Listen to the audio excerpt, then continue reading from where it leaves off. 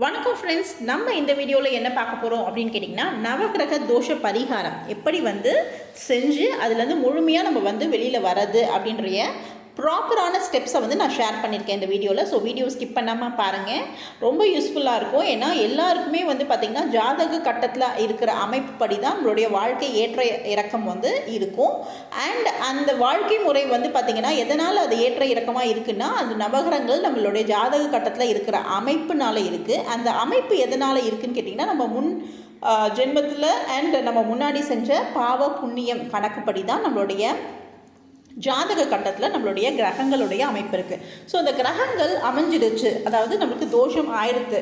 So அந்த தோஷம்லேருந்து எப்படி நம்ம வெளிவரது அப்படின்றது தான் நான் இந்த வீடியோவில் நான் ஷேர் பண்ணியிருக்கேன். ஸோ ஸ்கிப் பண்ணாமல் பாருங்கள், ரொம்ப யூஸ்ஃபுல்லாக இருக்கும்.